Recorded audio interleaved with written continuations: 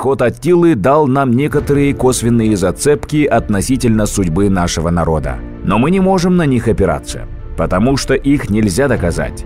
В VII веке появляется первое прямое упоминание о кыргызах в виде рунических надписей, которые повествуют о войнах енисейских кыргызов с тюрками, о кыргызских и тюркских героях, о быте и культуре народов, населявших Центральную Азию, Сибирь и Монголию. Рунические надписи – это древний алфавит, на котором писали на огромных каменных глыбах. На этих камнях отражена Великая битва в лесу Сунга, которая была последним событием в войне енисейских кыргызов и восточных тюрков в 711 году.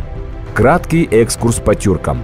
Великий тюркский каганат – это империя, основанная в 552 году Бумын-ханом. Это было очень сильное государство, куда в Талас к младшему брату Бумына Истеми съезжались послы из Ирана и Византии, дабы заручиться поддержкой каганата. Чтобы понять величие, стоит отметить, что каганат простирался от Монголии по Центральной Азии и до современного Ирака.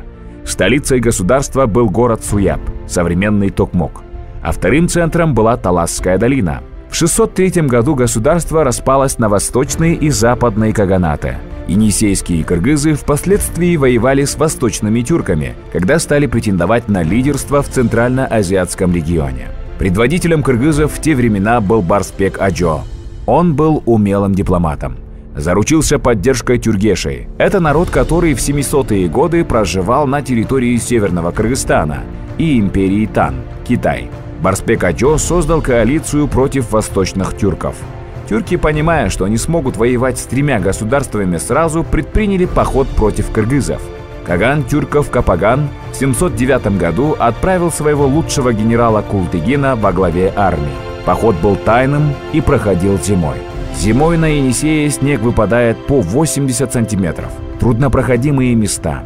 Поэтому зимой кыргызы не ждали врага и всего лишь охраняли важные подходы к Енисею в горах Алтая. Восточные тюрки подкупили одного из местных, который показал ход, который не охранялся. После того, как они прошли через проход, они напали на кыргызов, застав их врасплох.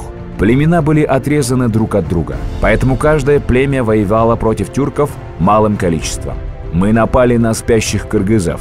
Мы копьями прокладывали себе путь», говорится в одной из рунических надписей.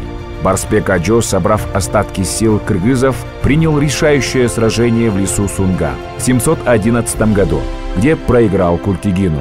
Впоследствии кыргызы до 820 года не имели сильного государства и платили дань сначала восточным тюркам, а потом и уйгурскому каганату.